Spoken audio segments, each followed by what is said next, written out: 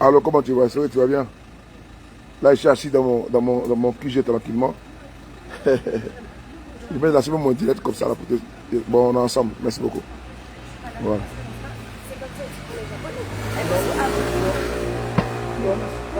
Comment allez-vous? On dit où les Gbimi, les frapponneurs là. J'aimerais vous saluer. Voilà. Et dire merci à tous les Nigériens qui m'ont fait hommage aujourd'hui, qui m'ont rendu hommage. Déo Fela, comment tu vas? Nous avons reçu aujourd'hui un hommage vraiment des Nigériens au cours de leur manifestation. Voilà, ils nous ont rendu un hommage avec le B52. Nous leur disons merci. Voilà, merci beaucoup à vous. Voilà, vous voyez, je suis assis dans mon coin tranquillement. On me dit, ah, grand frère, tu es où? Je suis là. J'ai toujours l'actualité en main. Mais souvent, je suis fatigué, je veux me reposer. J'ai besoin de me retirer un petit peu et laisser la toile aussi aux autres. Voilà. Donc, si vous voulez qu'on fasse un petit direct de décryptage, on va prendre 15 minutes parce que vraiment, l'actualité est vraiment très dense. Mais les frapponneurs, je suis obligé de reculer pour mieux sauter. Vous avez vu que, comment dirais-je, en journée, j'ai fait une vidéo et j'ai chargé la fête du Niger. Vous me connaissez où? Quand il charge dossier, la personne peut me faire reculer. Voilà. Quand il charge dossier, la personne peut me faire reculer.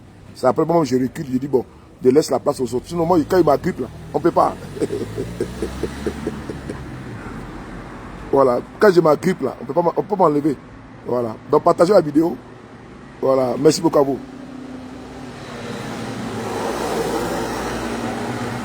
Voilà. Je vais vous dire une chose. Il faut faire attention. Faisons attention. Partagez d'abord parce qu'on va prendre 15 minutes. My friend, take this, please. Et c'est mon gars du corps. Vous savez, si le monde a son gars du corps, tout le monde a son gars du corps. C'est mon gars du corps. L'homme de main. Merci. Déo fait là, ok, je suis là. T'inquiète pas. Les Gbimi, le B52. Donc partagez alors. Je vais voir les partages d'abord. Partagez la vidéo, on va quitter ici. Partage, à pomper, partagez la vidéo. Oh, tu as posé une bonne question. Il faut chercher à travailler. Et si chef d'entreprise d'abord de 1 et de 2. Et si chauffeur routier. Donc c'est à toi de chercher à travailler. Moi, je n'ai pas de problème. Moi, sur les pays, je n'ai aucun problème. Voilà, ici en France, là, ils ont fouillé tout. Ils ont vu que je ne suis pas un fraudeur. Et je ne suis pas un mafieux. Donc, moi, je n'ai pas de problème. Voilà, quand il fait vidéo dans la voiture, on dit tu fais vidéo dans la voiture. Il fait vidéo dans la maison, il fait vidéo dans la maison. Donc, moi, on est dans la voiture. Donc, je fais vidéo dans la maison, vous ne parlez pas. Maintenant, quand il fait vidéo, même ici en plein air, vous êtes trouvé à dire. Même chez moi à la maison, le matin, il fait vidéo. Qui a parlé? Maintenant, non, moi, je n'ai aucun problème. Même si je ne travaille pas là, au moins ma maison est payée. Moi, je paye ma maison. De quoi manger, mes enfants n'ont pas de problème, c'est l'essentiel. C'est tout. Je n'ai pas vu une vie de pachao. J'ai vu une vie de pauvre. Voilà. Donc, chercher à travailler ou pas là. Si je travaille là, je ne travaille pas. Ça fait quoi? Est-ce que ça va t'aider toi aussi à évoluer, maman?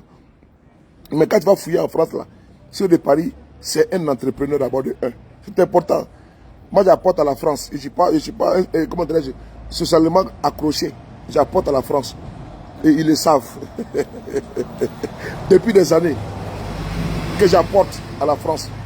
Je ne suis pas un assisté éternel. J'apporte à la France. Depuis 2007, où j'ai créé mon entreprise, j'apporte à la France. Quand tu tapes toujours, ça existe toujours. Et c'est toujours en exploitation. J'apporte à la France. Ok? Donc maintenant, vous avez tout dit. Il fait vidéo dans la voiture. Mais n'en déplaise. S'il fait vidéo sur les arbres, ou bien voiture le diamant. S'il fait vidéo sur les arbres, et puis il arrive à s'en sortir, c'est l'essentiel, non? À pomper. Le diamant, toujours on y va. Merci beaucoup à vous. Alors c'est parti. Je salue mes bébés là-bas depuis la position. Voilà. Laisse les cancrés là, ils n'auront compris dans la vie.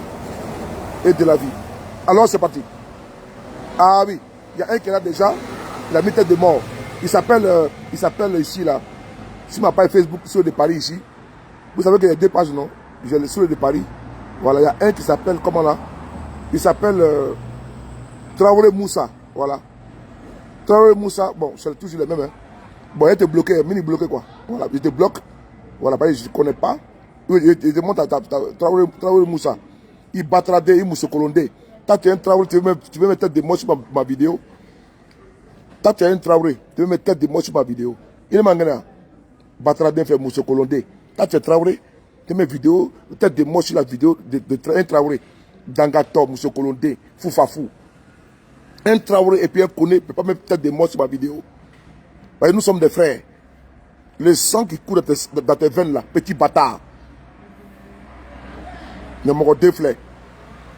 Quand un Traoré tu vas mettre tête de moi sur ma vidéo, Monsieur Colondé, mi coûte ça. Viens encore. Bâtard déflait. Alors c'est parti. Quand il dit comment tu vas marcher, chérie? C'est parti. Partagez la vidéo en partie.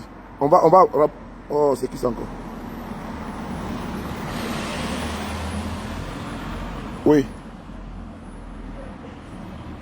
Joe, tu m'as dit 23h, il est minuit 41. Hein, donc, tu m'as dit 23h, champion.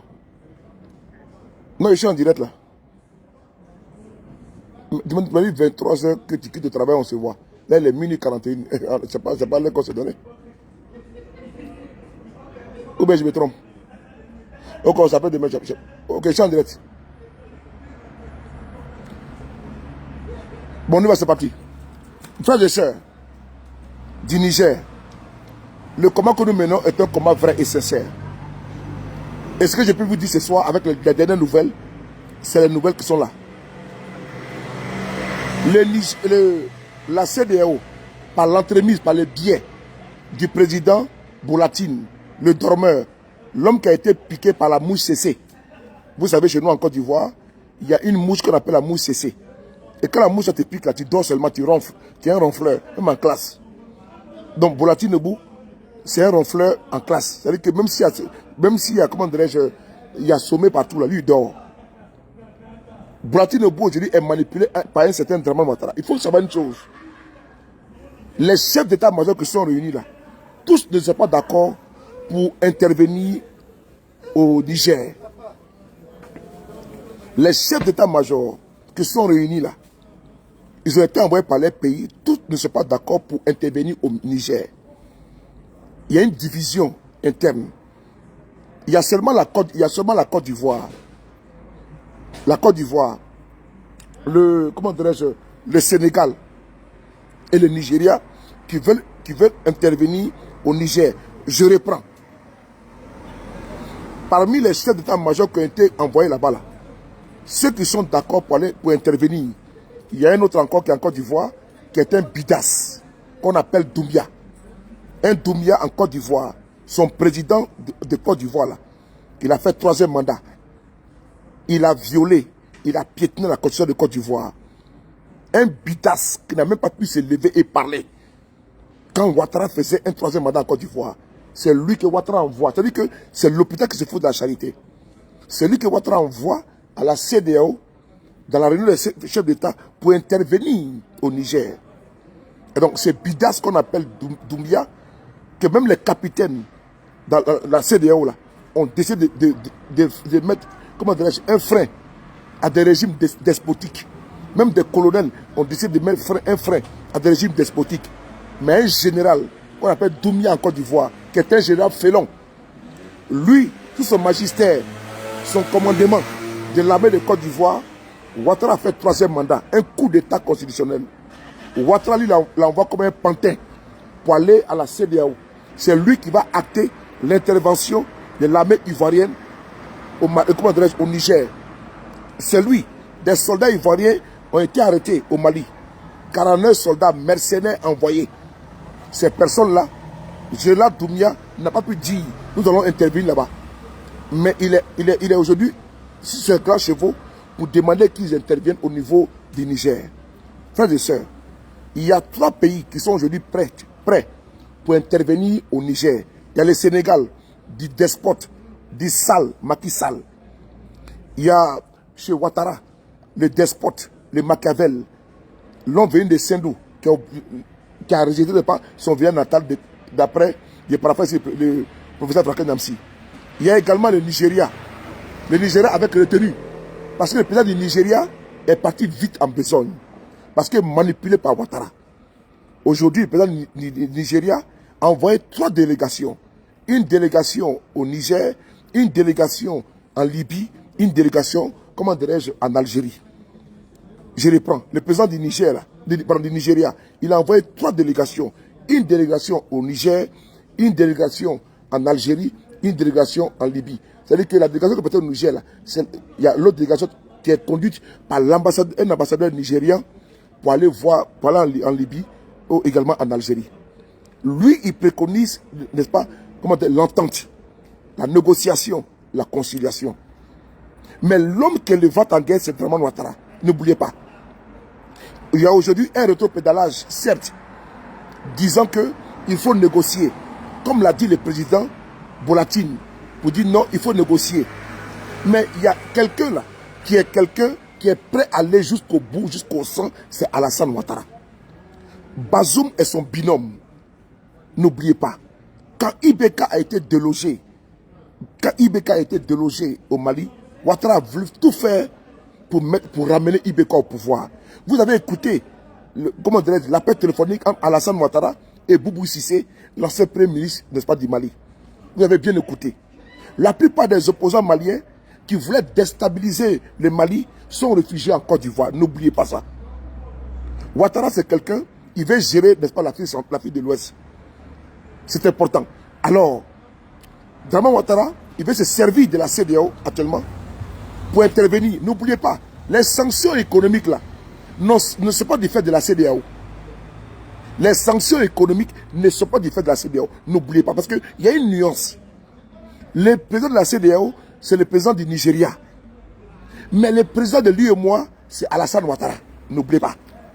Les sanctions économiques là ne sont pas du fait de la CEDEAO. N'oubliez pas que c'est Ouattara qui a la manœuvre. Il faut écrire ça. Oh. Ce que le Niger vit là, ce n'est pas la faute de la CEDEAO. C'est la faute de l'UEMOA au niveau économique. Je reprends. Il y a eu 2 réunions lors de leur sommet là. Il y a eu 2 réunions. Il y a eu le sommet de l'UEMOA, il y a eu le sommet de la CEDEAO. Parce que l'UEMOA, c'est l'Union économique et monétaire de l'Afrique de l'Ouest. Ce qui est différent. Pourquoi l'UEMOA? Parce que ça regroupe les pays comme le Togo, le Bénin, la Côte d'Ivoire, le Niger, le Mali, les pays, n'est-ce pas, qui ont en partage le franc CFA. D'où la CEDEAO, qui sont régis, qui sont par la BCEAO. Bazoum, qui est l'actuel président de l'UEMOA, est aujourd'hui arrêté. Il est aux arrêts. Donc c'est Ouattara qui a pris le relais. C'est lui qui a pris les sanctions contre le Niger. Ce n'est pas la CEDEAO. Parce que le Nigeria ne fait pas partie de la CEDEAO, de l'UEMOA. Le Ghana ne fait pas partie de l'UEMOA. La Guinée ne fait pas partie de l'UEMOA. La Sierra Leone n'est pas de l'UEMOA. Libéria, pas de l'UEMOA. Le Ghana également, non. Mais donc, l'UEMOA là, c'est Ouattara qui a... Allez-y, lisez bien, allez-y, écoutez bien. Il y a 2 sanctions. Les sanctions économiques là, ça vient de Alassane Ouattara. C'est là que je vous dis qu'il y a un problème. C'est Ouattara qui veut que le Nigérien meure. Voilà pourquoi le président Bolatine a préconisé l'entente, le dialogue. Il y a 2 fuseaux. L'aile dure, lui qui veut que le Nigérien meure, qui n'a pas eu pitié des Ivoiriens en 2010, qui a mis l'embargo sur tout là, c'est Ouattara.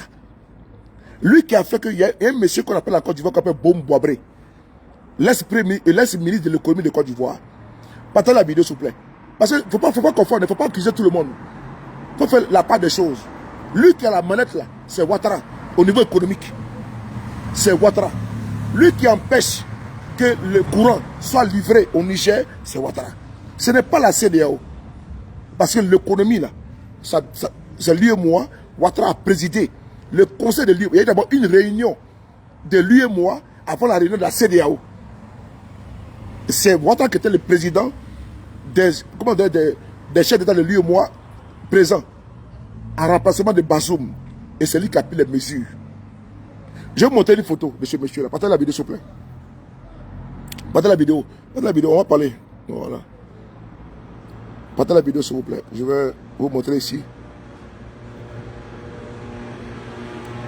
Partagez la vidéo, s'il vous plaît. Mais les gens m'envoient. Ah oui, je ne sais pas au courant que je suis en direct, c'est pas grave. Voilà, on va ici. C'est parti. Regardez ici cette vidéo. Cette photo là, s'il vous plaît. Voilà.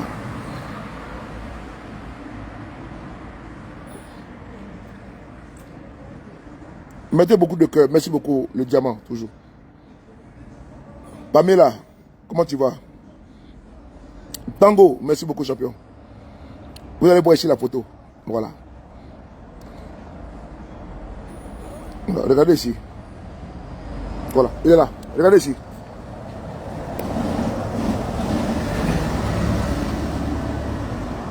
Voilà.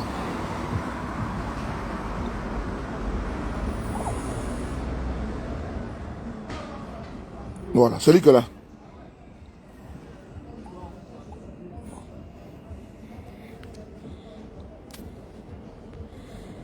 Ce monsieur s'appelle Paul Boum-Boabré. Tous les Ivoiriens le connaissent. Voilà. Jocelyne, comment tu vas? Voilà. C'est lui qui s'appelle Paul Boum-Boabré. Carole Assois, regardez-le. Tous les Ivoiriens connaissent ce monsieur-là. Voilà. C'est lui qui est là. Regardez-le. Paul Boum-Boabré. Posez la question aux Ivoiriens.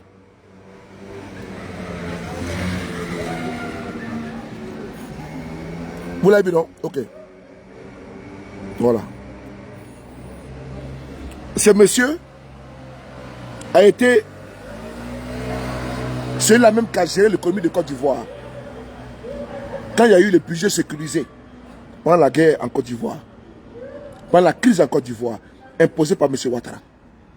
Frères et sœurs, Paul Boum-Boabré était malade.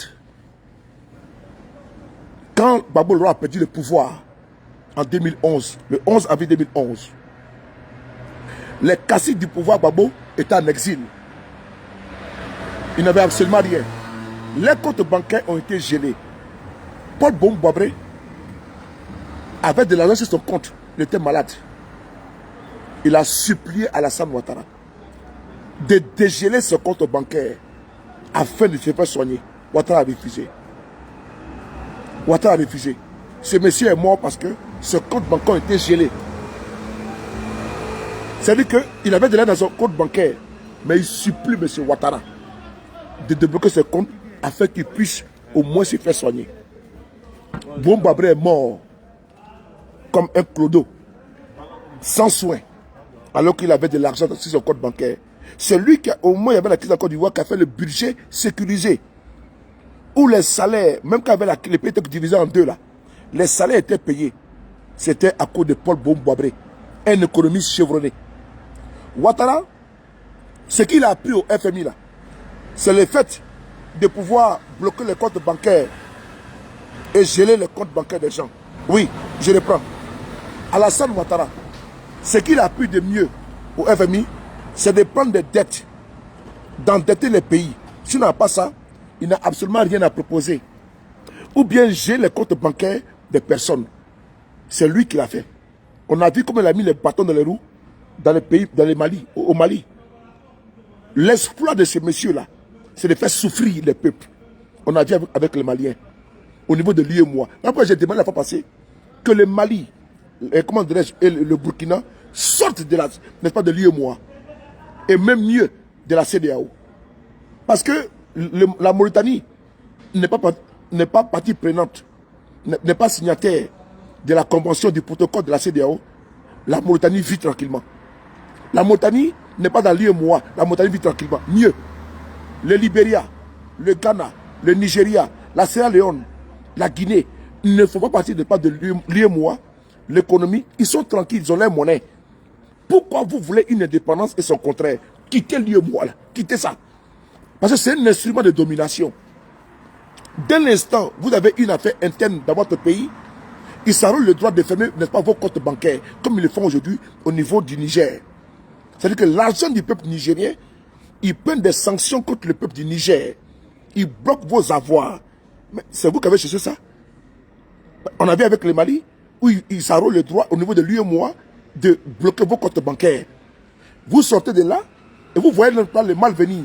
Mais ce qu'ils ont commencé à témoigner au niveau du Niger, c'est un message au Mali, au Burkina et la Guinée. C'est ce qu'ils ont commencé là, sur 2 phases. Au niveau du Mali, c'est au niveau monétaire. Et le Burkina. Parce qu'au niveau de l'UEMOA, bloquez vos avoirs, gelez vos avoirs au niveau de la Banque centrale, la BCAO. Au niveau de la CEDEAO, vous isolez. C'est-à-dire que quand ils prennent des résolutions contre votre pays, ils vont demander à l'Union africaine d'entériner les résolutions. Quand ils prennent des sanctions contre votre pays, un exemple, la Guinée, ils vont demander à l'Union africaine d'entériner, à l'Union européenne d'entériner et à l'ONU d'entériner. C'est-à-dire que, dès l'instant, toutes les organisations de l'Union européenne, de la CEDEAO, des chefs d'État félons, mal élus, vont prendre une décision. Ça va répercuter au niveau de l'Union africaine, qui va valider avec Moussa Faki Mahamat. Lui-même dans son pays, qu'on appelle le Tchad, avec un président, un putschiste. Ils vont maintenant faire des communications. L'Union européenne va récupérer. La France va récupérer pour dire non, nous dénonçons, nous condamnons. Et après, ça monte à l'ONU. C'est la manipulation, il faut le dire au fait. Sinon, comment comprendre que le président de la Sierra Leone, allez-y taper, a été réélu là. Il a fraudé. Même l'Union européenne a dénoncé la réélection du président actuel du Niger, de la Sierra Leone. Il y a eu des bourrages d'urnes. Et même ont dénoncé. Si demain il y a un coup d'État, comme en Sierra Leone, ils vont dire non, c'est pas normal. Alors que lui-même, il a fraudé pour être aujourd'hui au pouvoir. Vous voyez, ils veulent une chose et son contraire. Alors on poursuit. Actuellement, je vous parle là. Faites attention. Faites attention. Parce que c'est Assimi Goïta. C'est Madi Doumbia. Sans oublier les capitaines Ibrahim Traoré qui sont actuellement en puissance en train d'épauler le Niger. Il faut les saluer. Mettez le cœur pour Assimi Goïta. Mettez le cœur pour Ibrahim Doumbia. Comment dirais-je, mon très cher frère Mamadi Doumbia et mon père. Parce que mon père s'appelle Mamadi Doumbia. Et mon frère, comment dirais-je, mon neveu, le capitaine Ibrahim Traoré. Mettez le cœur pour eux. Pourquoi je le dis? Il y a un rapport de force qui est en jeu. La CEDEAO des copains et des coquins veut intervenir au Niger. J'ai ouvert une parenthèse. Saluer également les autorités actuelles du Niger qui ont pris une bonne décision. Parce que Bazoum ne peut pas être avec des téléphones portables, appeler ses copains, les ministres également le faire. Depuis quand on fait un coup d'État dans un pays, mais vraiment, j'ai manqué de respect aux gars qui sont au Niger. Hein. Chers autorités, j'ai manqué de respect. Parce que mes propos sont très durs. Parce que moi, je ne me contrôle pas au niveau langagé. Parce que moi, je suis quelqu'un de... J'aime dire ce que les gens ne veulent pas dire. Mais vous faites comme des plaisantins. Vous m'excusez du terme, mais vous faites comme des plaisantins. Vous faites un coup d'État dans un pays. Et vous, lui que vous avez enlevé là, vous le mettez, il est au bar. Le monsieur, il téléphone à tout le monde. Et puis, mais attendez, vous croyez où là? Non, attendez. C'est comme vous faites des bidasses. Depuis quand vous faites un coup d'État? Et puis c'est le mec que vous avez enlevé. Il est tranquille au chaud. Il appelle tout le monde dans le monde entier. Moi, je ne comprends pas. Moi, je ne comprends pas. Sincèrement, vous m'excusez. Hein. Mes propos sont durs, mais c'est la vérité. Je n'ai jamais vu dans un pays. J'ai vu le coup d'État en Côte d'Ivoire, sous le président, où j'ai enlevé le président Bédié, paix à son âme, notre patriarche, où Alassane Ouattara a fait un coup d'État en Côte d'Ivoire en 1999, où il a enlevé le président Bédié. On va voir ici le coup d'État. Où Ouattara a justifié que ce n'était pas un coup d'État, c'était une révolution. On va écouter ceci. C'est important. Parce qu'il faut que je vous montre les preuves. Et après, je vais vous parler. Parce que je ne vous comprends pas. Ouais, je ne vous comprends pas. Ah, vous faites un coup d'État et vous... Attends. Regardez ici. La vidéo. Voilà. Partagez la vidéo, s'il vous plaît. Regardez ici.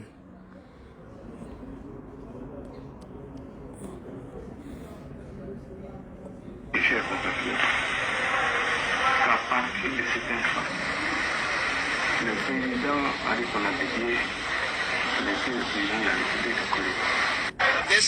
Ce n'est pas un coup d'État, affirme alors Ouattara, c'est une révolution soutenue par tous les Ivoiriens. Ok. Alassane Ouattara, Gueye Robert a fait un coup d'État. Ouattara est venu, il est sorti en tant qu'opposant. Il n'a pas condamné. Il dit, ce n'est pas un coup d'État, c'est une révolution. Ce n'est pas un coup d'État, c'est une révolution. Le président, à l'époque, paix à son âme, est décédé avant-hier. Le président Bédié, notre patriarche, paix à son âme, que Dieu lui accorde son paradis éternel. Que Dieu lui pardonne ses péchés à notre patriarche.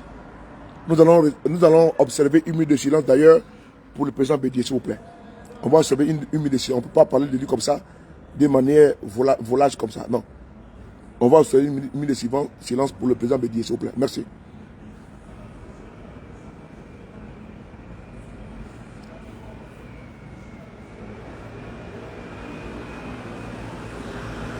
Merci. On poursuit. Le président Bédié a été humilié, chassé du pouvoir par Ouattara. Le peuple du Niger est sorti aujourd'hui. Le peuple du Niger est sorti aujourd'hui. Par milliers. Pour dénoncer et pour soutenir, pardon, le pouvoir en place. Je dis bien, le peuple du Niger est sorti aujourd'hui par milliers. Toutes les chaînes internationales ont reconnu qu'ils se sont par milliers. Mais en Côte d'Ivoire, en 1999, Ouattara a dit que ce n'est pas un coup, c'est une révolution. Et j'ai parlé en journée à l'armée de Côte d'Ivoire. Eux, c'est d'abord leur cas. Le message est passé. Nonobstant, quand vous faites un coup d'État, quand Bédié, là, ils l'ont enlevé, là, mais ils n'ont pas donné un sandwich, hein, ils l'ont humilié, ils l'ont envoyé en exil. Vous voyez la vidéo? Je vais vous montrer la vidéo.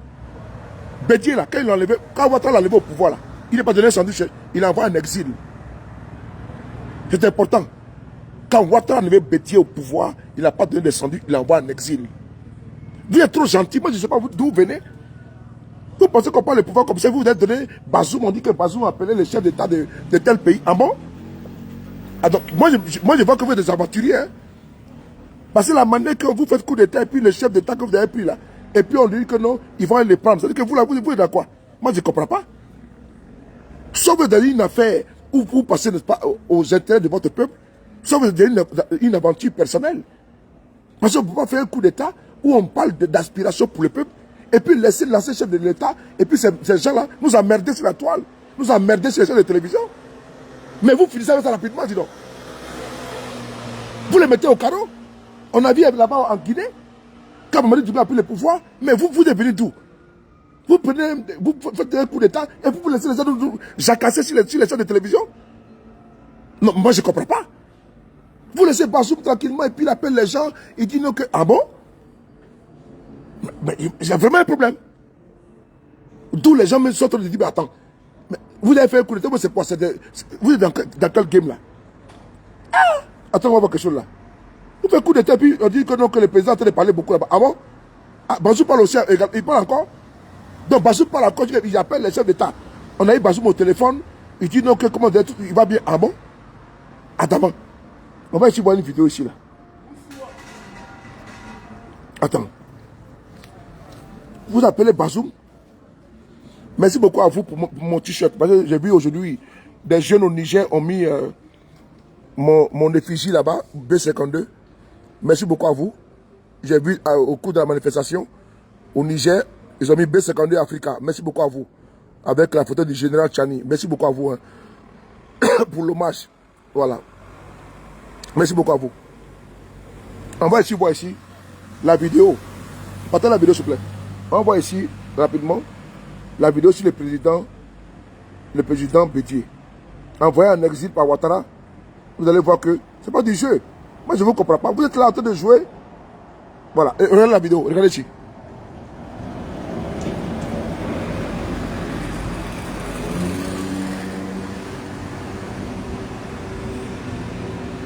Aïe, Bédié où? Le vieux, viens non, papa. Papier est fâché, oh, maman. Le papier est fâché. Attends. Papier est fâché. Partez la vidéo, s'il vous plaît. Partagez la vidéo. Je suis là. Je suis dans ma tour de contrôle. Laissez-les parler. Est-ce qu'on a un problème? Rien ne laissait présager un tel changement, un tel bouleversement qui permit l'image de la Côte d'Ivoire, qui ternit l'image du pays de stabilité légendaire qu'on connaissait de la Côte d'Ivoire. Voyez-vous, et puis ensuite, est-ce qu'il y avait lieu à opérer un coup d'État dans la mesure où nous étions à 9 mois des élections? Celui qui dirigea la Côte d'Ivoire durant 7 ans semble ne pas comprendre comment il a pu être ainsi lâché par la communauté internationale qui n'a condamné que du bout des lèvres le coup d'État, par la France qui finalement ne lui offre qu'une terre d'asile, par son propre pays, enfin la Côte d'Ivoire qui semble peu à peu lui tourner le dos. Il dit que la France offre seulement l'exil à Bédié. Mais pourquoi la France n'offre pas l'exil à Bazoum? Comme il l'a fait pour Bédié. Quand Bédié a été humilié, un président élu, la France n'a pas condamné le coup d'État contre le président Bédié, qui était le président élu de notre pays, la Côte d'Ivoire. La France a seulement donné l'exil. Pourquoi chez Bazoum, là, on veut seulement tuer les Nigériens pour les réinstaller? À cause des intérêts, ça ne se passera pas. Ça ne se passera pas. Parce que nous sommes aujourd'hui tributaires d'une histoire que l'on nous a... Nous sommes là, on voit les faits. Mais il y avait des mercenaires. Parce que quand j'attends Wagner, là, je le dis encore, je ne suis pas partisan de chasser pour envoyer Pierre. Mais allez-y comment dirais-je, au Bénin. Le coup d'État, l'opération Crevette contre Mathieu Kérékou, où la France, sous Giscard d'Estaing, a décidé d'enlever le président Kérékou au pouvoir. Parce que l'histoire que les gens parlent là, c'est pas... Les gens pensent que nous faisons des vidéos, les gens pensent que nous sommes des populistes, de la démagogie. Nous sommes outillés quand nous parlons. Nous partons nous renseigner. Nous allons dans les bibliothèques pour aller prendre des livres et nous lisons. Et donc, quand l'opération Crevette là a été lancée là, Bob Denard, qui était un mercenaire à la sorte de la France, a décidé, ils ont mis en place, par Giscard d'Estaing, un plan de renversement d'un pouvoir au Bénin. Ils ont débarqué à l'aéroport de Cotonou. Selon les renseignements, le président Kérékou était au palais présidentiel. Donc, ils ont débarqué. Ils ont voulu l'assassiner. Les sentinelles, les gendarmes qui étaient à la tour de contrôle, c'est eux qui ont lancé l'alerte et puis ils ont fui. Ce jour-là, le président Kérékou n'était pas au palais présidentiel. Et quand l'assaut a été lancé, la garde républicaine a riposté. Bob Denard était l'homme des mains, le mercenaire que la France utilisait pour mettre, n'est-ce pas, des gens au pouvoir. Parce que quand on parle de mercenaires Wagner, là, moi, Wagner, je m'en contrefiche de cette personne-là. Je m'en contrebalance. Mais il ne faudrait pas que vous passer pour des Saint Thomas, pour des Saint Nitouche, comme des moralisateurs. Mathieu Kérékou était obligé d'aller puisqu'il a eu la vie sauve. Que les renseignements, à travers des complicités endogènes, on dit qu'il est au palais présidentiel. Un avion est venu, comment dirais-je, au Bénin et a atterri à l'aéroport. Ils ont commencé à caillarder à l'aéroport. Bob Denard a pris le contrôle de l'aéroport du Bénin de Cotonou. Allez-y lire l'histoire. Et quand Bob Denard prend l'aéroport sous contrôle, avec l'aval et la caution de la France, de l'Élysée, ce qu'il a dit, c'est une histoire qui est racontée par RFI, par Alain Foucault. Archives d'Afrique. Vous allez écouter, c'est important. Vous tapez Archives d'Afrique, coup d'État contre, comment dirais-je, Mathieu Kérékou. Vous allez écouter l'histoire. C'est des faits. Si RFI, une voix autorisée de la France. Donc, ce n'est pas question d'inventer. Mathieu Kérékou doit son pouvoir parce qu'il n'était pas au palais présidentiel et que la garde présidentielle a riposté. Mais la France a cautionné une invasion. L'invasion des mercenaires pour aller déloger un président élu dans un pays souverain qu'on appelle le Bénin. Kérékou a fait une déclaration à la télévision et à la radio pour demander au peuple de sortir. Parce qu'ils sont envahis par des mercenaires. Vous voulez écouter ça? Vous voulez écouter? On va écouter ça. Parce que les faits sont têtus. Les gens refusent qu'on puisse retirer les choses. Et c'est eux qui parlent des mercenaires, des Wagner, tout ça. C'est le problème, ça. Mais la France n'est pas propre. C'est mon pays. Et je n'ai pas peur quand je parle ici en France. Parce que même les Français, des peaux blanches, les Mélenchon et autres, ils parlent. Et au même titre, moi aussi, je parle. Il ne peut rien me faire. Mais je suis opposé à l'illogique. Et ce que je dis est rationnel, est archivé dans l'histoire de notre continent. Maintenant, on va écouter ici l'histoire de Bob Denard. Vous allez voir.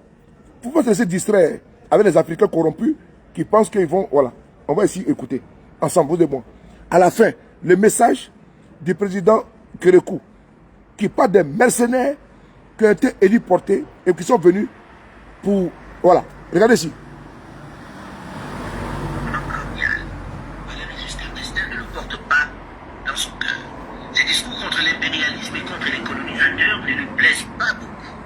L'inimitié est réciproque naturellement.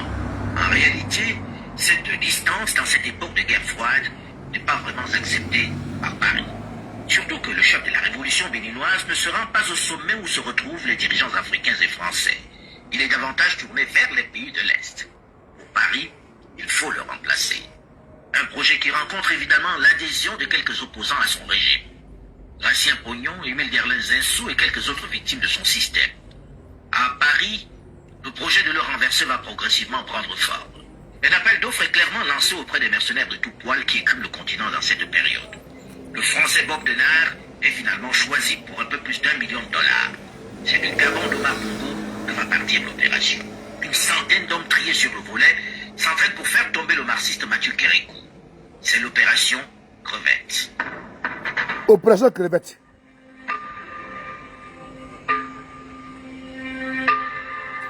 Partagez la vidéo, c'est l'histoire. Le régime révolutionnaire s'est fait de nombreux ennemis en exil aussi. Des adversaires qui tiennent à en finir avec lui rapidement. Émile Derlin-Zinsou, l'ancien président de la République, qui a été condamné à mort pour un putsch manqué, va discrètement prendre attache avec le mercenaire Bob Denard, qui a installé son arrière-base à Paris. L'ancien chef de l'État décrit la situation liberticide dans son pays et lui parle de 11 de ses partisans que l'on vient d'exécuter. Il lui demande de l'aider à renverser le régime Kérékou. Les services secrets français, notamment la SNEC, invitent le mercenaire à se mettre au service du médecin. Maroc aussi va fournir la base d'entraînement. Le roi n'aime pas beaucoup ce chef communiste qui a reconnu le Front Polisario et qui vient de reconnaître le Sahraoui. Les gouvernements du Togo, de la Côte d'Ivoire, du Sénégal et surtout du Gabon sont plutôt en faveur de cette opération qui permet de se débarrasser de ce chef qui a fait basculer le Bénin dans le camp communiste. Bob Denard reçoit en plus suffisamment de fonds pour l'opération. Il est conforté et entame le recrutement d'une... Stop. Bob Denard a reçu, c'est-à-dire que l'opération des mercenaires à la sorte de la France là, a reçu caution de certains présidents africains, comme aujourd'hui au Niger. C'est la même chose. Comme aujourd'hui au Niger, des copier-coller, des chefs d'État corrompus comme Ouattara. Ils veulent intervenir pour aller installer, pour réinstaller Bazoum. Et donc, ils vont passer par tous les artifices, démocratie, état de droit. Mais quand on a un pays de droit, on ne finance pas des mercenaires pour aller attaquer un pays souverain qu'on appelle le Bénin. On est dans un programme de déstabilisation. On est ici RFI. Hein. Je n'ai pas inventé, on va continuer. C'est important. On ne peut pas aboutir les Africains. Nous sommes aujourd'hui émancipés. Personne ne peut tronquer, manipuler l'histoire de notre pays, notre continent. C'est-à-dire que quand tu veux faire des vidéos là, il faut savoir la politique du Bénin, du Togo, du Niger, avec Séni Koutié, au Tchad, partout. C'est d'accord la politique, avant de venir t'asseoir, pouvoir faire pas une analyse. Il faut avoir une ouverture. Ce n'est pas renfermer seulement en Côte d'Ivoire et tu fais du nombrilisme pour Ouattara. Ce n'est pas ça. Il faut connaître ce qui s'est passé au Tchad. Ce qui s'est passé, n'est-ce pas, au Burundi, avec, comment dirais-je, Pierre Nkurunziza, avec Bozi, et comment dirais-je, avec l'ex-président qui est décédé, comment dirais-je, qui avait le pouvoir, ça va venir dans ma tête. Avec également le Rwanda, où le président rwandais et le président burundais venaient d'un sommet et puis ils ont été tués dans un avion. Tout ça là, il faut vraiment, comment dirais-je, savoir la géopolitique de l'Afrique. C'est très facile de faire des vidéos et ça principe activiste.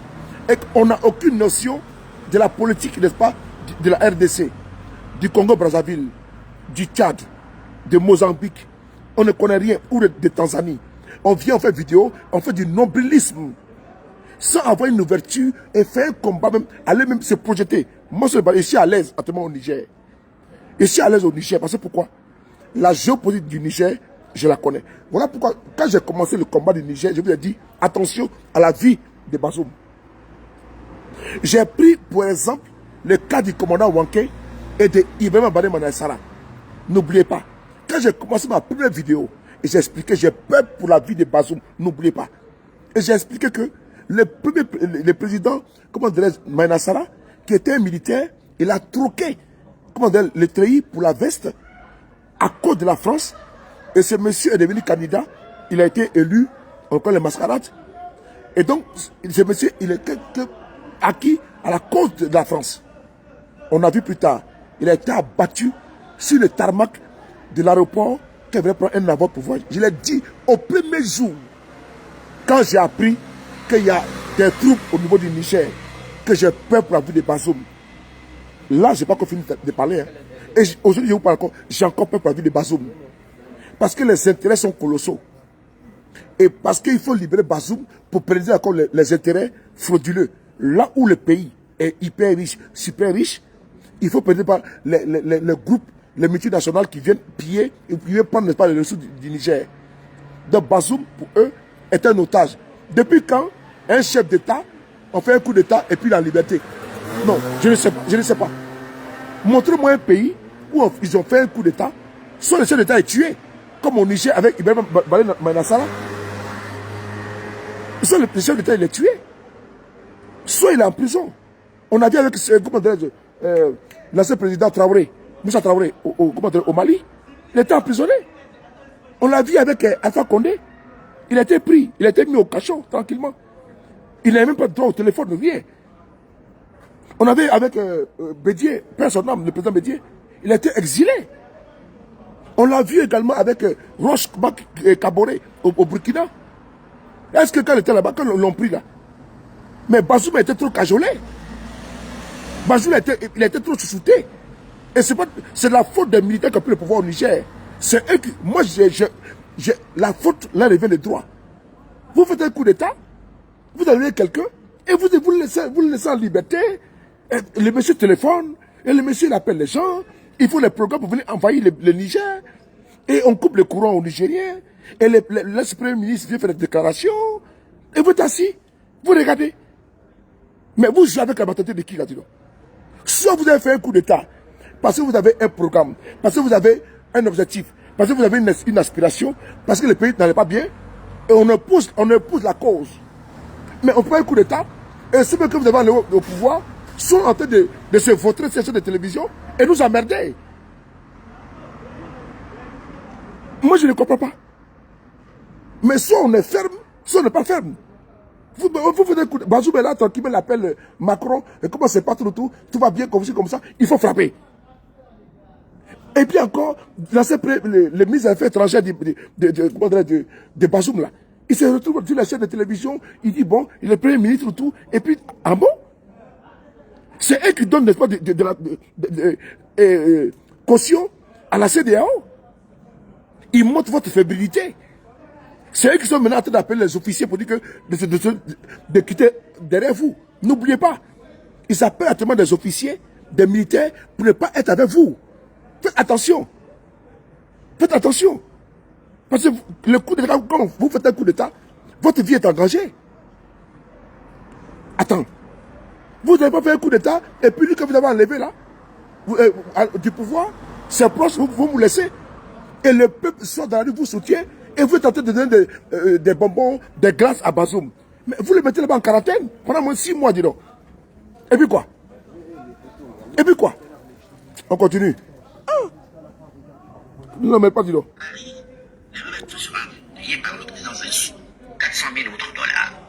Afin de bien marquer le caractère interne à l'Afrique de cette nouvelle affaire, le mercenaire décide d'enrôler d'entrée de jeu des Africains, une soixantaine d'hommes bien entraînés, des Béninois exilés, mais aussi des Guinéens. Parallèlement, il fait activer l'enrôlement des Européens en passant de petites annonces dans les colonnes de 10 quotidiens français au nom d'une société créée à Libreville. Les recrues vont donc se retrouver au Maroc pour leur préparation. Écoutez bien. Ces mercenaires ne savent pas pourquoi ils s'entraînent. Ils ignorent vraiment tout de l'opération. Bob Denard lui-même leur a donné un faux nom. Colonel Morin. René Journière de M. Afrique de l'Élysée suit le montage de l'action. Le président Giscard d'Estaing s'y intéresse de très près. L'opération est prévue pour le 31 décembre 1976. Il faut profiter du relâchement de la fête pour surprendre l'armée révolutionnaire. Tout marxistes qu'ils sont, les officiers des Kérékou ne manqueront pas de fêter la nouvelle année. Leur dispositif de défense sera relâché et le coup aura toutes les chances de réussir. Gracien Pognon, le représentant du docteur Zensou, a décidé de prendre part à l'expédition accompagné de son secrétaire. C'est seulement à leur arrivée au Gabon que les hommes apprennent enfin le but final de la mission. La base militaire de Franceville, où on les installe, est placée pour l'occasion sous la protection de la garde présidentielle. Maurice Delaunay, l'ambassadeur de France au Gabon, est à la manœuvre. Urbain Karim da Silva, un ami de Mathieu Kérékou. J'étais au courant de Paris et je suis descendu rapidement à Lagos. C'est lui qui est Bob Denard, regardez. Les mercenaires que la France utilisait pour enlever les chefs d'État africains. C'est lui qui est là. C'est lui. On parle des mercenaires de Wagner, non? Mais la France a utilisé ces mercenaires pour mettre des pouvoirs en place en Afrique. Bob Denard. Parlons-en un peu. Ce monsieur-là, il était qui? C'était le bras armé de la France pour enlever des présidents africains. On continue. Prévenir notre ambassadeur qui était chargé de l'élection. Puis de prévenir qu'un coup se préparait. « 16 janvier 1977, 7h30. Le vieux DC-7 qui transporte la centaine de mercenaires après avoir volé pendant un peu plus de 2 heures à basse altitude pour éviter d'être repéré par les radars, atterrit sur l'unique piste de l'aéroport de Cotonou. Après le glissement des roues sur la piste, l'avion décélère brutalement pour s'engager presque à angle droit sur une bretelle de dégagement menant directement sur la tour de contrôle. Devant les halls d'accueil, des volontaires installés aux issues arrière vont glisser vers le sol des tiges de métal sur lesquelles les premiers voltigeurs se laissent glisser comme des pompiers en alerte. 2 blindés légers, des AML 60 d'origine française, roulent lentement vers l'avion. Cet avion qui a violé le ciel béninois. Bob Denard empoigne un fusil d'assaut armé d'une grenade d'antichar, vise le premier intrus et l'immobilise au milieu d'un nuage de fumée noire. Second blindé, battent en retraite. La totalité du commando est bientôt à terre. Poignées de civils de service sont réquisitionnés à la tour de contrôle et commencent avec eux le débarquement des caisses de munitions. Quelques gendarmes se réveillent. Bob Denard tient l'aéroport. Une partie du commando file par le bord de mer vers la résidence du président Kérékou. Fallait qu'ils doivent enlever s'étale de l'autre côté d'une bande de sable dangereuse à traverser. Le lieutenant Thomas met en batterie l'un des 3 mortiers pour appuyer l'avance de ses hommes et se lance à l'assaut en tiraillant.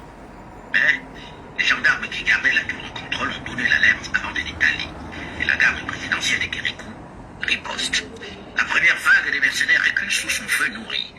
Kérékou, qui contrairement aux informations que possédaient les mercenaires n'a pas passé la nuit dans sa résidence, rejoint aussitôt la radio d'État pour inviter son peuple à repousser l'agression dont il est victime. Militants et militants de la révolution populaire du Bénin. Écoutez maintenant. Ainsi donc, un groupe de mercenaires à la solde de l'impérialisme international aux abois a déclenché depuis ce matin à l'aube une agression armée contre le peuple béninois héroïque et sa révolution démocratique et populaire en attaquant la ville de Cotonou. À l'heure où nous vous parlons, nos unités de combat sont à pied d'œuvre et défendent avec un acharnement révolutionnaire des points stratégiques de notre ville agressée. Nul doute que nous vaincrons, car notre cause est juste. Mort aux mercenaires, mort aux traîtres, prêts pour la révolution, la lutte continue. L'effet de surprise n'a pas marché. Les soutiens sur lesquels comptait, juste, L'effet de surprise n'a pas marché. Adama Traoré. L'effet de surprise n'a pas marché. Des mercenaires, à la sorte de la France, sont intervenus pour déloger Maté Kérékou. On nous parle de Wagner. Nous ne sommes pas des partisans de Wagner ou de quoi. Ce n'est pas mon problème ça. Mais il ne faut pas dire que nous on est propre. Dans l'instant, l'on a fait assassiner Ernest Ouandje et Oumoumie au Cameroun. Son corps fut traîné parce qu'il était de l'UPC. Parce que Oumoumie, c'est-à-dire que l'histoire de notre continent, on doit d'abord connaître notre histoire avant de se lancer dans une analyse. Je vous montre cela pour vous dire que aujourd'hui, nous parlons au niveau du Niger. Il y a des pantins, des strapontins comme Draman Ouattara qui est utilisé pour jouer pour faire les sales besognes. Pour faire, comment dire, pour agresser le Niger. Alors que Ouattara oublie une chose. De Gaulle a dit, la France n'a pas d'amis, la France n'a que des intérêts. Le plus fidèle ami de la France, le président Bongo, lui qui a donné tout au chef d'État français, de Giscard à Mitterrand, jusqu'à Chirac, des valises d'argent. Il est mort en Espagne. Et avant sa mort, il y a eu des poursuites pour bien mal acquis. N'oubliez pas également qu'on t'utilise pour un moment et demain il te jette quand tu ne laisses plus. Et la compréhension, elle est la suivante. Le peuple du Niger doit rester toujours en alerte. De ne pas croire pour dire la CEDEAO est en train de négocier. Pendant ce temps, ce qu'ils sont en train de faire, ils veulent assifier le peuple, étouffer le peuple pour se révolter. Parce qu'ils ont mis en place l'embargo qui est inhumain, qui est injustifiable. Comment comprendre qu'on met l'embargo sur un peuple et après on vient négocier? L'embargo est du fait de Ouattara au niveau économique. Puisque l'UEMOA, la CEDEAO, les pays comme le Nigeria, le Ghana, le Libéria, la Sierra Leone, ne font pas partie de l'UEMOA. Donc toutes les sanctions qui ont été prises, fermeture de la banque de la BCAO, sont du fait d'Alassane Ouattara. N'oubliez pas ça. N'oubliez pas. Il faut faire la différence entre les sanctions. Parce qu'il veut seulement imputer tout au président de la CEDEAO. Non. Il y a eu 2 réunions. La première, c'était l'UEMOA, où ils ont pris des sanctions fortes. Fermeture de comptes bancaires. Ça, c'est Ouattara qui a pris ça. Puis c'est lui qui a remplacé Bazoum et il a voulu frapper fort. Et c'est pratique. Même les opposants qui ne sont pas d'accord avec lui, Ouattara gêne les codes bancaires. J'ai pris le code bancaire, l'exemple de Bomboabré. Ça, c'est la main de Ouattara. Interdiction de fermeture, les vivres et tout ça là. Ça, c'est Alassane Ouattara. Vous devez mourir de faim. Parce qu'il est sans pitié, sans compassion, sans empathie. C'est important ce que je vous dis. L'UEMOA a sanctionné votre pays, c'est Ouattara qui a fait. Le deuxième sommet, c'est le sommet de la CEDEAO. Où maintenant on dit interdiction de voyager, fermeture de frontières. Ça c'est léger. Je suis désolé. Ça c'est vraiment léger. Si on dit à ceux qui ont pris le pouvoir et qu'ils ne doivent plus voyager, c'est leur problème. Et qu'ils ne doivent plus commander à sortir du pays, c'est leur problème. Mais fermeture de frontières, mais ça c'est la CEDEAO. Mais les vivres au niveau économique, ça c'est l'UEMOA. Ça c'est l'UEMOA. N'oubliez pas, c'est l'UEMOA. C'est le fait de la Ouattara. Donc maintenant on vous dit qu'ils vont négocier. Oui, ils vont négocier. Pourquoi? Parce que les Nigériens perdent beaucoup. Parce qu'actuellement, vous avez vu hier, il y a eu beaucoup de Nigériens qui sont sortis pour manifester. Les pays, ça ne va pas la vie chère. Et si eux, ils donnent l'électricité au Niger, ce n'est pas gratuit. C'est payant. Mais quand ils coupent, c'est les milliards qui perdent, les Naira qui perdent. Ils ont leur monnaie, mais ils perdent beaucoup. Les ouvriers également perdent beaucoup. Les Bénin également perdent beaucoup. En matière de rentabilité, dans les caisses de l'État, qui va compenser? Mais qui est à la base, c'est Alassane Ouattara. Alors, quand on vous dit qu'il n'y a pas d'intervention militaire, ne croyez pas cela. Ne croyez pas du tout à cela. C'est parce que le général maudit, Salifou, par la bénédiction du chef de l'État du Niger, Tchani, est parti au Burkina, au Mali, et a reçu le soutien ferme d'Assimi Goïta et de Ibrahim Traoré que le combat va se faire. Et a également reçu le soutien ferme de Mamadi Doumbouya. Le combat va se passer. Et il y aura, n'est-ce pas, une déflagration de la CEDEAO. C'est-à-dire qu'ils oublient une chose. La Libye, pardon, le Niger est avec la Libye frontalier, avec l'Algérie. Et donc, si jamais le Niger est disloqué comme la Libye, il y a une répercussion directement en Côte d'Ivoire et tous les pays. Mais nonobstant, il faut rester, comment dirais-je, les vigies, de ne pas tomber dans les pieds, de t'endormir et de s'y prendre. C'est parce que la Guinée, le Mali, le Burkina ont décidé de faire corps avec le Niger. Quand vous voyez qu'il y a un recul et il y a un désarmement des verbes et des propos. Mais attention, comme j'ai entendu aujourd'hui, toutes les forces de défense du Niger sont en alerte. Et le Mali a décidé de mettre également en alerte des soldats qui seront prêts à intervenir. Les avions de chasse et de drones sont déjà prêts. Également au Burkina, puisqu'ils sont outillés à cela, Ibrahim Traoré a demandé aux soldats de se mettre en alerte maximum. D'autres sont déployés contre le terrorisme et d'autres également seront prêts à rentrer en œuvre pour aller faire le combat. Parce que c'est un combat, c'est la guerre de Kilina, la bataille de Kilina. C'est-à-dire que ça va se passer. Ça va se passer à la CEDEAO. C'est-à-dire que la manière d'intimider les gens là, des chefs d'État qui sont mal élus, comme le président de la Sierra Leone, comme le président même du Nigeria, ou de Alassane Ouattara, vont venir intervenir militairement, ou le Sénégal. Mais envoie les cercueils.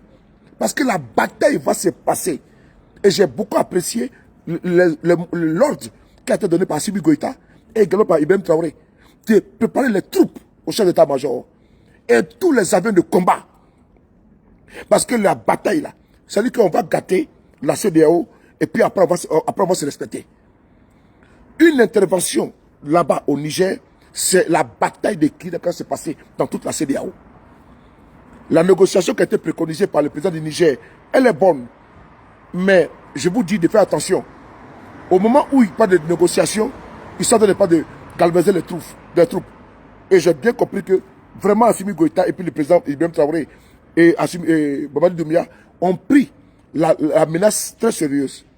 Et les soldats sont aujourd'hui en train de s'apprêter pour aller donner, n'est-ce pas, force au Niger.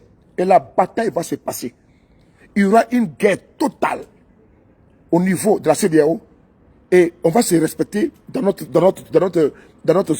territoire où des chefs d'État mal élus peuvent intervenir pour venir déloger des personnes sans dire que c'est des pushistes, alors que c'est incapable d'aller en Côte d'Ivoire pour aller à Alassane Ouattara. Une autre information que je vous donne, que le président du Niger actuel, quand le peuple dort sans lumière, et Bazoum et ses ministres dorment avec la lumière, c'est pas normal. Il faut couper le courant à ces personnes-là. Il faut couper le courant à ces ministres qui parlent trop. Même les ambassades qui sont là-bas, et que ces personnes-là leur donnent des logis, c'est normal. Mais il faut les mettre en garde de ne pas s'immiscer dans la politique intérieure du Niger. Pourquoi cet acharnement contre le Niger? Qu'est-ce qui cache l'acharnement contre le Niger? Mais Bazoum a été élu comment? Bazoum a été élu sur la tête de certains opposants nigériens qui ont été exclus, comme Amadou, l'ancien président de l'Assemblée nationale du Niger. Il a été exclu. Ils l'ont accusé qu'il était dans l'interview des bébés. Comme c'est le cas actuel au niveau du Sénégal, comme en Côte d'Ivoire, comme le président Guillaume Soro a été exclu. Pourquoi? Parce que Ouattara, il ne voulait pas un opposant farouche. Frères et sœurs, quand la CEDEAO est appelée à la rescousse, elle ne vient pas. Quand on met Ousmane Sonko en prison, la CEDEAO n'est pas présente. Mais quand demain, il y aura un coup d'État au Sénégal et que Macky Sall sera mis au carreau, on va dire non, c'est pas normal le coup d'État. Oui, personne ne peut pousser un coup d'État. Mais quand nous voyons quelqu'un, n'est-ce pas, d'emblématique, de populaire au Sénégal, au Sport Sonko, que l'on prend, on le met en prison, et que demain, des soldats qui sont des jeunes de ces pays, des enfants de ces pays, rentrent en exergue et puis font tomber, comment dirais-je, Macky Sall. Ils vont dire quoi? Il y a un coup d'État. On a vu le cas du Niger, qui était un cas d'école. Ils ont laissé Mamadou Issoufou partir du pouvoir. Le général Tchani, qui est aujourd'hui au pouvoir, à 2 jours de l'investiture de Bazoum, il y a eu une tentative de coup d'État au Niger. Le chef d'État, le président actuel du Niger, le général Tchani, c'est lui qui a repoussé ce coup d'État. N'oublions pas les faits. À 2 jours de l'investiture de Bazoum, quand il fut élu président de facto et par tricherie, là, il y a eu une tentative de coup d'État. C'est le même général Tchani, avec ses hommes, qui ont repoussé et qui ont maté le coup d'État. N'oubliez jamais cela. Mais c'est les mêmes aujourd'hui qui sont arrivés à les faire asseoir. Quand quelqu'un, des soldats qui t'ont sauvé des coups d'État, plusieurs coups d'État, une armée qui meurt au front, des soldats qui perdent la vie, les séquelles qui rentrent à Niamey, à Agadez. Toi, tu t'assois sur une chaîne de télévision pour dire que les soldats nigériens sont des fainéants. Un chef d'État qui s'assoit sur une chaîne de télévision, qui dénigre, qui sabote, qui humilie son armée. Mais l'armée les capture, on dit que tu t'assois là, et des gens qui sont à combien de kilomètres là, et ils disent non, mais on a vu le cas de Inates. On a vu comment par centaines de soldats nigériens ont perdu la vie. Mais quand un chef d'État, de facto, qui a été élu par un braquage électoral, vient s'asseoir, il humilie son armée. Il humilie son armée. Et vous voulez que l'armée là se sente comment? Et qui ont perdu leur sang, qui ont perdu leur vie, qui ont perdu leur énergie dans un combat pour quelqu'un qui est confortablement assis au palais présidentiel. On a vu le cas de Inates.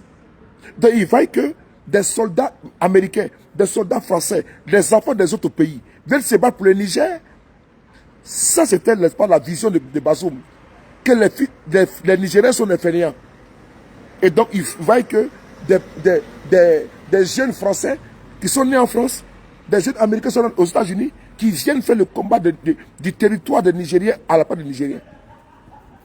Donc, l'armée nigérienne n'était plus qu'une armée, c'était comme une colonne, n'est-ce pas, de soudards. Voici la vision de Bazoum. Cette armée décide de dire, bon, comme toi, tu es notre commandant en chef, on te met à l'écart. On dit non que M. Tchani voulait pas le pouvoir parce qu'il devait partir à la retraite. On entend les médias mainstream nous disent non, mais comment dirais-je, le général Tchani, il devait partir à la retraite, on voulait l'enlever. Donc, le rapport qui a fait le coup d'État, il faut arrêter. Bazoum était mal aimé au Niger. Et donc, s'il était bien aimé, étant aimé, mais qui sortent aujourd'hui pour aller défier. On voit les révolutions partout. On a vu les cas dans d'autres pays, comme en Turquie, il y a eu un coup d'État. Et le président Erdogan est sorti, il a fait une vidéo. Le temps que Bazoum prend pour prendre son téléphone pour appeler les chefs d'État internationaux là, pour leur dire non qu'ils se portent bien là. Mais Bazoum peut prendre son téléphone pour demander aux gens de sortir pour venir l'établir au pouvoir. On va mesurer, on va voir la dose à travers un baromètre, à travers un sondage si Bazoum est vraiment majoritaire. Mais quelqu'un qui compte sur l'international pour les rester au pouvoir, c'est qu'il est le président de la République du Niger ou le président de la République de la communauté internationale. S'il était élu, il a été élu par les Nigériens. Mais il n'a pas besoin de donner des nouvelles, n'est-ce pas, à l'international. Ce n'est pas les chaînes internationales qui vont donner des nouvelles de Bazoum au Niger. C'est à Bazoum lui-même de faire une vidéo sur sa page Facebook. Et oui, il parle aux Nigériens, fait une vidéo, demande le secours de la rue. Mais lui, il attend le secours de l'extérieur. Mais ceux qui t'ont élu, mais c'est eux qui t'ont sorti de la rue. Ce n'est pas la communauté internationale qui devait te réinstaller. Nous sommes désolés. Ici en France, il y a des problèmes avec les gilets jaunes. Mais est-ce que l'Union africaine fait des condamnations? Quand le petit Naël ici est décédé là, le petit Naël, est-ce que tu as vu l'Algérie venir s'ingérer dans l'affaire pour dire qu'on envoie des soldats ici? Non. Mais vous voulez quoi? Une affaire nigéro-nigérienne. Comment est-ce que d'aucuns mettent les organes? Une affaire qui concerne les Nigériens. Pourquoi est-ce qu'on va mettre des sanctions embargo sur le pays? Pourquoi? Qu'est-ce que ça cache? Au lieu de passer par le dialogue. Donc Bazoum a assis, il demande que lui-même, attends, Bazoum n'est pas sérieux. Comment des gens veulent venir intervenir chez toi dans ton pays. Et tu es, même toi, tes militants. Ils coupent le courant à toi, tes propres militants.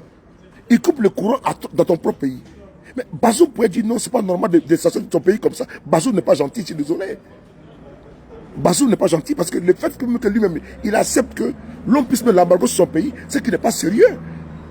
Parce que lui, il veut devenir président, mais Roch Marc Kaboré là, il peut faire la même chose au Burkina pour dire non, il faut mettre les sanctions. N'oubliez pas. Ah Seigneur, je suis pas très inspiré. Le président Kaboré au Burkina, Alassane Ouattara l'a pris au téléphone. Souvenez-vous. Alassane Ouattara l'a dit que lui l'a appelé. Comment dirait Kaboré? Vous voulez écouter l'audio, on va écouter l'audio. Je vais chercher l'audio. Il dit qu'il a appelé Kaboré au téléphone, qu'il tienne le coup, qu'il ne démissionne pas. C'est-à-dire que c'est Ouattara qui est à la base. Je vais saluer sur le président Roch Marc Kaboré. Quand il y a eu le coup d'état contre Damiba, MPSC numéro 1, parce que c'est MPSC numéro 2 avec Ibrahim Traoré, Ouattara a appelé Roch pour dire qu'il ne faut pas qu'il quitte le pouvoir, il faut qu'il tienne. C'est la même chose dans ce qu'il est. C'est-à-dire que le pouvoir de Damiba avait laissé Roch avec son téléphone tout le tour. C'est Ouattara qui dit il faut tenir, il faut tenir, il faut tenir. Pas démissionner. Souvenez-vous de l'audio est là.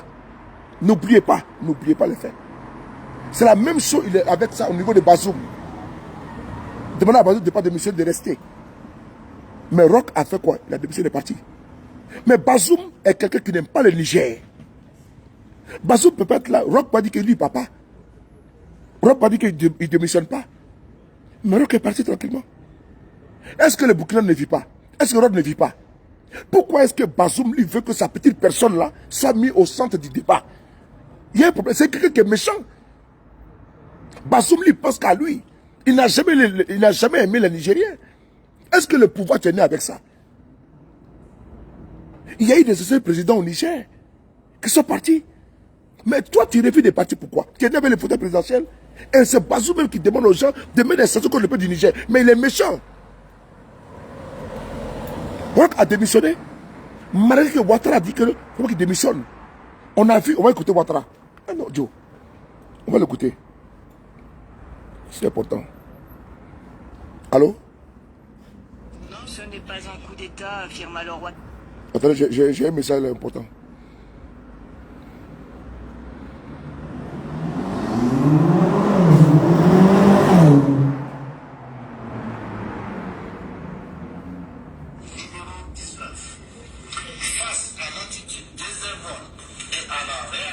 Un communiqué. Un communiqué important. On va écouter. My friend, come on. My friend. Ah, c'est fort.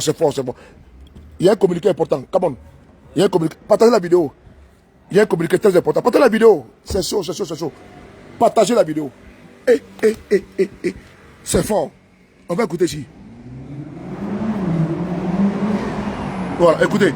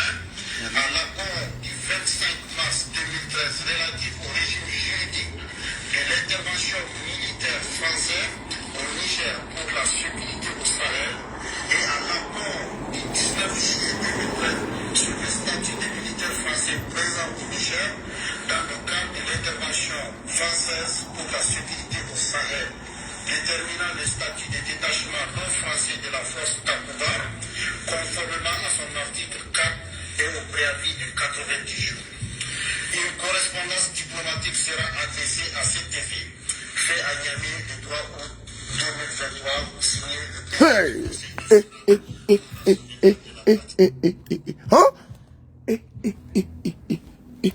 Hein? Ah. Adama. C'est chaud, hein? Non, non, non, non, là c'est fort, là. C'est fort, c'est fort, c'est fort. Vous avez entendu? C'est fort. Quand nous disons des choses là, il faut savoir écouter la nouvelle génération. Parce que j'ai vu ici en France, quand l'on a reçu, soi-disant la diaspora africaine, souvenez-vous, France-Afrique, la diaspora africaine, vous avez vu, ils ont pris des intellectuels. Nous là, nous ne sommes pas intellectuels, hein. Nous sommes des vanipiés, nous sommes des vauriens, nous sommes dans la rue. Mais nous portons la voix de la masse. Je suis à 1h47 à Paris. On a plus de 5000 personnes connectées. Sans compter la vidéo sera virale. C'est-à-dire que le peuple africain a besoin de s'exprimer. Ce n'est pas que de ma belle tête. C'est parce que le peuple africain veut maintenant... C'est-à-dire qu'ils sont tellement enchaînés qu'ils veulent parler. Ils veulent s'affranchir. Et vous savez, quand ils brandissent souvent les drapeaux russes là, c'est parce qu'ils aiment la Russie, hein. Ou bien ils aiment l'Éthiopie. C'est parce qu'ils veulent faire peur. C'est comme une femme, ou bien un homme. Quand il sait que sa femme veut jouer un peu les gangaba là, il fait semblant comme s'il parle avec une autre femme, pour la rendre jalouse. Mais ils n'ont pas compris le message. Ils se sont braqués. Ils ont voulu passer par des gens comme Ouattara pour imposer. C'est la vieille génération. C'est l'ancienne génération. C'est l'ancienne politique. La nouvelle génération veut des rapports de respect, pas de condescendance, pas de mépris. Gilles Brou, tous mes respects. Merci beaucoup à toi pour toutes les informations que tu m'apportes. Ils ne veulent pas de la condescendance, ils veulent le respect mutuel. Mais ils n'ont pas compris le message qui vient. Le message qui vient de loin. Voilà aujourd'hui encore.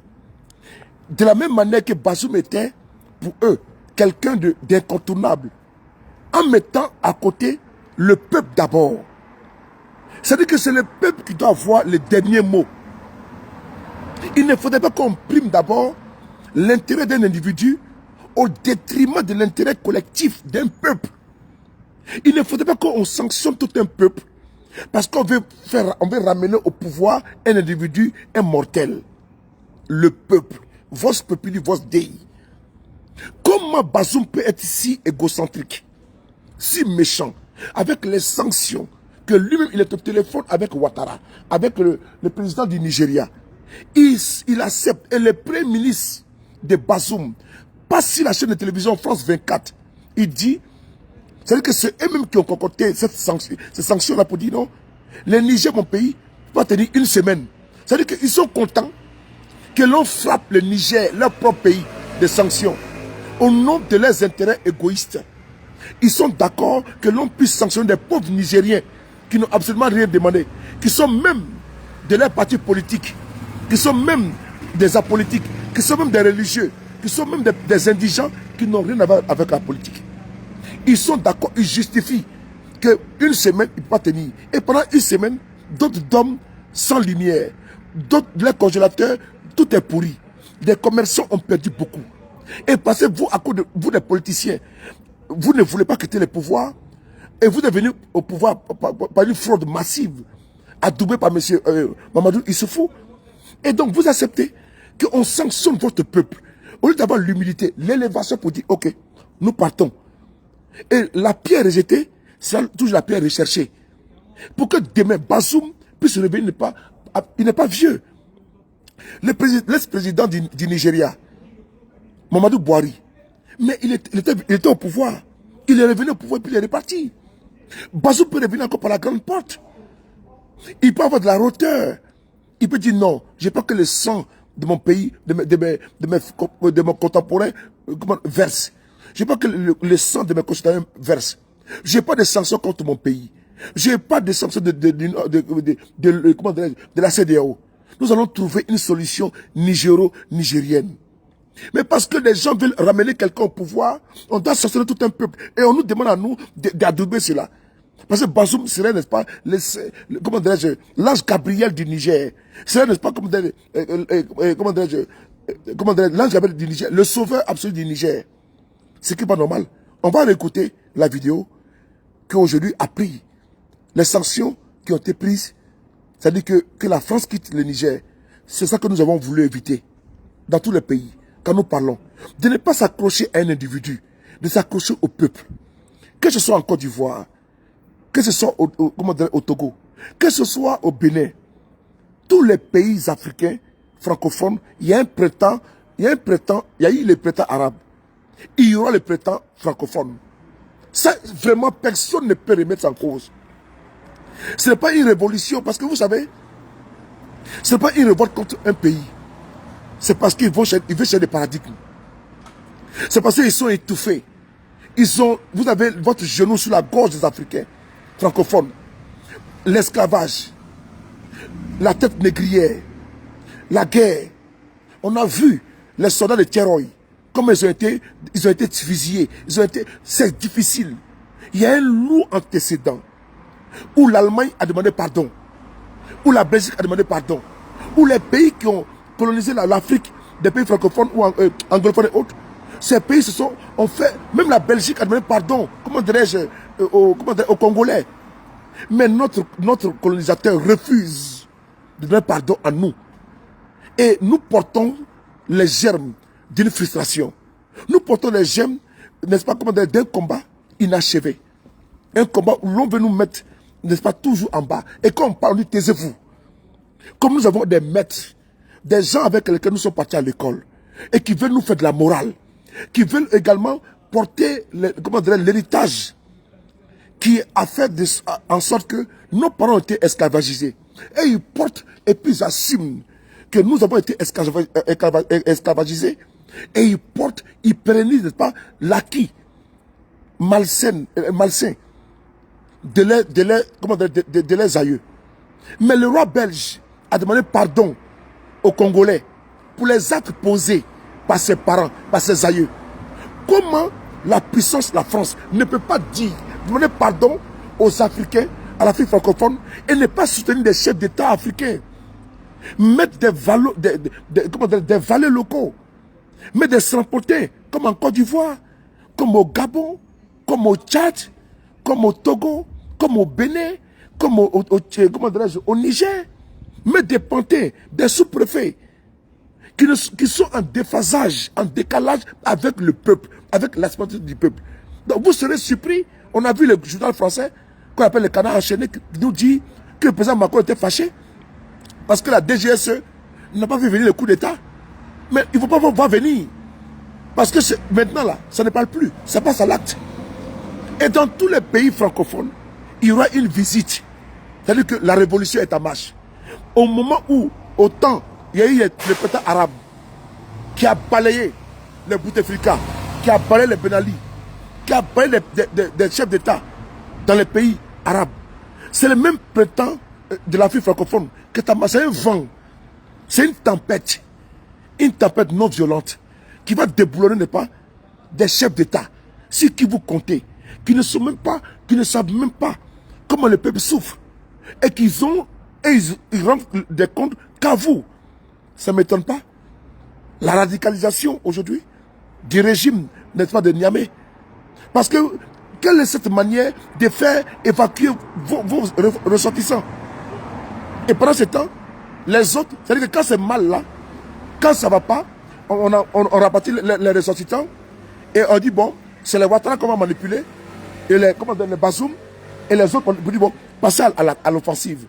Aucun Africain ne doit verser son sang pour les intérêts des autres. Aucun Africain. Aucun Africain ne doit verser le sang de son frère africain. Parce qu'on a trop souffert par l'esclavage, par la tête négrière. On peut se battre pour s'entretuer encore pour les autres. Pendant que notre continent est en l'état. Pendant que les gens ont voulu transporter une démocratie en Libye. On a vu, on voit aujourd'hui comment la Libye est en lambeaux. Comment le Sahel aujourd'hui est en lambeaux. Ce n'est pas du fait des Africains. C'est du fait de Sarkozy qui a envoyé, n'est-ce pas, une expédition en Libye. Ils ont fait assassiner Kadhafi. Ça, c'est le fait. Donc, ils ne sont pas les gendarmes du monde. Il faut le leur dire. Macron, c'est notre frère. Macron, il n'est pas plus âgé que nous. Macron, il faut parler, il faut dialoguer, il faut s'exprimer. La condescendance. Là où les Africains, on peut les échanger comme des animaux. C'était où on peut les acheter avec des miroirs, les troquer avec des miroirs. C'est terminé. Nos élites ont fait Sciences Po comme vous. Nos élites sont des avocats, sont des juristes, sont des économistes. Là où vous êtes partis à l'école, nos aînés également ont été à l'école. Nos petits frères également ont été à l'école. Pourquoi ne pas changer de paradigme et vouloir s'obstiner dans une défiance des dominants et des dominés? Ça ne passera pas. C'est ça, la nouvelle génération ne veut pas. Et mettre à la tête de notre pays des sous-préfets comme les Alassane Ouattara, les Bazoum, les, comment dirais-je, les Bazoum, les Faure Gnassingbé, les Patrice Talon, les Paul Biya. Toutes ces personnes-là, on n'en veut plus d'entendre toujours les Eyadema. Plus de 50 ans, on entend les Eyadema, les Bongo. Ça fait long, c'est trop long, c'est trop monotone. Eyadema était au pouvoir plus de combien d'années? Son fils a pris le pouvoir. Aujourd'hui, il met ça une momie. Mais il gère toujours le Gabon. Et personne n'en parle. On va mettre le fils Déby au pouvoir au Tchad.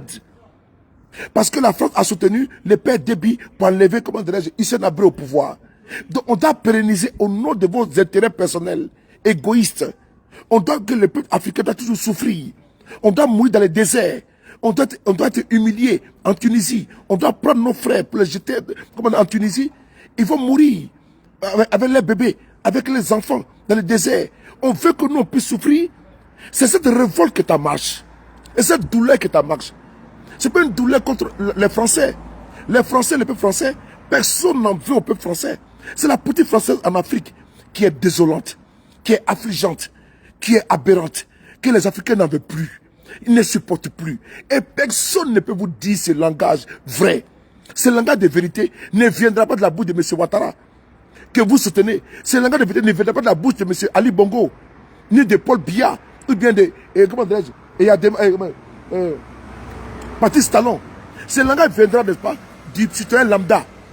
Quand vous mettez, même aujourd'hui, France 24 est obligé de bloquer sa page Facebook. Tellement que il y a une hostilité, il y a un rejet total. Il faut écouter les Africains. Il n'est pas encore trop tard. Il n'est pas encore trop tard d'arrêter l'hémorragie. Parce qu'au-delà du Niger, il y aura d'autres coups d'État. Parce que ce n'est pas des coups d'État, c'est des coups du peuple. On ne doit même plus dire coups d'État, c'est des coups du peuple. Parce que ceux qui font des coups d'État sont dans le peuple, vivent dans le peuple et comprennent les aspirations du peuple. Donc c'est le coup du peuple. Et quand il y a un coup comme ça, le peuple sort et le peuple vient adouber, le peuple vient applaudir ces coups. Donc ce n'est plus des coups d'État, ça passe crème, c'est des coups du peuple. Parce que comment comprendre qu'il y a des coups d'État et que je peux dénoncer et que le peuple vient applaudir et vient soutenir, c'est qu'on plus des armes. Ce n'est plus des coups d'État. Les coups d'État, c'est une manière péjorative. C'est des coups du peuple. Mais les peuples sortent partout où on chasse les strapontins, où on chasse les despotes, qui est à votre solde. Et c'est la vérité. Puisque lui qui est au pouvoir, lui il pense qu'il est absolu. Il peut réprimer son peuple, il peut emprisonner en Côte d'Ivoire à tout va, mais les autres sont en prison. Colonel Guillaume sera à 20 ans à perpétuité. Lui il pense que lui il est éternel, parce qu'il a votre soutien. C'est ça le problème. Lui il pense que comme il parle bien avec la France, et donc lui là, il peut réprimer son peuple sans problème. Et dès l'instant il est chassé, le peuple s'en prend en vous. Parce que le peuple voit en lui, vous directement. Parce que lui, c'est la face cachée de l'iceberg. Lui, il croit que si demain, aujourd'hui, il est au pouvoir, c'est parce que vous le soutenez. Et quand l'armée arrive à les chasser, le peuple maintenant soutient son, n'est-ce pas, son armée. Donc ce n'est plus des coups d'État. Il ne faut plus jamais des coups d'État. Il faut des coups du peuple. Parce que quand ils mettent comme ça, c'est comme si il y a eu un forcing, il y a eu un placard, il y a eu tuerie. Non. Ne dites plus coup d'État. Coup du peuple. Il faut changer de dénomination. Ne disons plus encore coup d'État. Il faut dire coup du peuple. Parce que c'est le coup du peuple. Ce n'est pas un coup d'État. Ceux qui ont fait un coup d'État ne sont pas, des intrus, des martiens. C'est ceux qui sont avec nous, qui vivent avec nous et qui savent la douleur et la souffrance du peuple. Donc ce ne sont pas des coups d'État, c'est des coups du peuple. Ce n'est pas un coup, écrivez ce coup du peuple. Au Niger, ce n'est pas un coup d'État, c'est un coup du peuple. Partout où il y a un changement de régime, c'est très galant pour eux. Dis non, il y a un coup d'État parce qu'ils veulent se protéger. Parce que ceux qui font des coups d'État sont, n'est-ce pas, les militaires qui les surveillent et qui savent comment ils sont dans la précarité, dans la souffrance. Donc ces personnes se retournent contre eux. Donc quand ils se retournent contre eux, ils disent non, que non, c'est pas normal, c'est illogique. Non, c'est le coup du peuple. Parce que ceux qui sont les militaires, les gendarmes et vos gardes prétoriennes, là, ces personnes-là sont dans le peuple. Donc c'est le coup du peuple. Donc ils écoutent, ils entendent la souffrance, n'est-ce pas, de leurs frères. Ils entendent la souffrance de leurs contemporains. Donc c'est pour ça qu'ils passent à l'acte. Donc ce n'est pas un coup d'État. Partout où vous serez, il faut écrire coup d'État. Non, c'est coup du peuple. C'est coup du peuple. Il faut le dire. Il faut écrire partout. Parce qu'il faut enlever ce langage de communication. Parce que n'oubliez pas, c'est un langage de communication qu'ils ont dit coup d'État. Donc ça casse la dynamique. C'est-à-dire qu'on est contrevenant. Dès l'instant du coup d'État, c'est-à-dire que la personne elle est contrevenante, mais il faut écrire coup du peuple. N'oubliez pas, écrivez toujours partout où vous êtes. S'il y a du coup d'État au Niger, écrivez coup du peuple. On y va. On va écouter la vidéo ici. C'est important. Il faut qu'on explique. Ah, mon téléphone est en train de... Coup du peuple, c'est important. Mon téléphone est en train de télécharger parce qu'à 2 h du matin, nous sommes encore des poussants en 2 secondes. Voilà. 2 secondes, mon téléphone est en train de mise à jour là, s'il vous plaît. Mise à jour de mon téléphone. Parce que mon téléphone est toujours à 2 h du matin mise à jour. Attends, je vais mettre ici le téléphone pour voir. J'ai mis toujours mon téléphone, ma tablette, mon téléphone à 2 h du matin, mise à jour. Mais à 2 h du matin, on a plus de 3500 personnes. Bravo à vous, les gars. Voilà, c'est bon, je vais le communiquer ici, je pense. Je vais le communiquer ici. Oh, mon frère du Niger, là, il est où? Ouais. C'est bon. Envoie-moi la vidéo ici, s'il te plaît. Attends.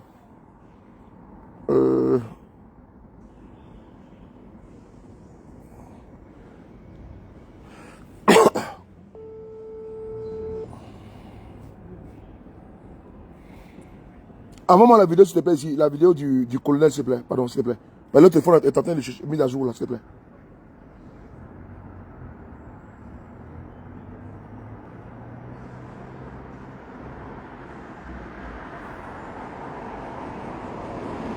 Merci beaucoup. On va écouter ça ici. Allez-y. Parce que le téléphone est à mise à jour, il est à 43%. Il va envoyer ça ici. Voilà, merci beaucoup. C'est bon. Merci beaucoup, frère. On y va, c'est parti.